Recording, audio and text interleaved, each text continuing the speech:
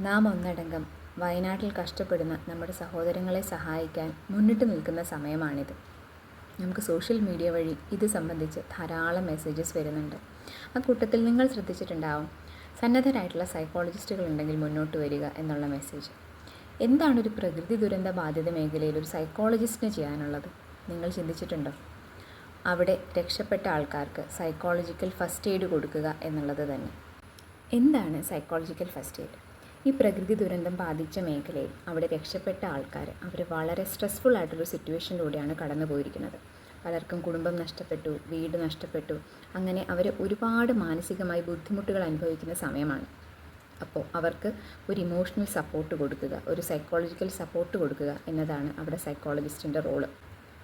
ഈ സംഭവിച്ച ദുരന്തത്തെ എങ്ങനെ നേരിടാം, അതിനു വേണ്ടിയുള്ള കോപ്പിംഗ് സ്കിൽസ് അവർക്ക് പറഞ്ഞു കൊടുക്കാനും ഒരു സൈക്കോളജിസ്റ്റിന് സാധിക്കും.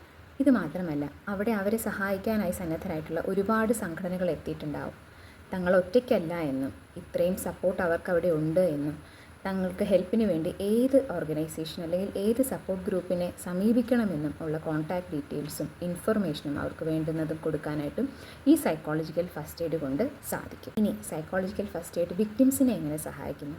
തങ്ങൾ ഒറ്റയ്ക്കല്ല എന്നും തങ്ങളെ സഹായിക്കാൻ ഒരു സമൂഹം തന്നെ കൂടെയുണ്ട് എന്നുമുള്ള വിശ്വാസം അവരിൽ ഊട്ടി ഉറപ്പിക്കാൻ സൈക്കോളജിക്കൽ ഫസ്റ്റ് എയ്ഡ് വഴി സാധ്യമാകുന്നു.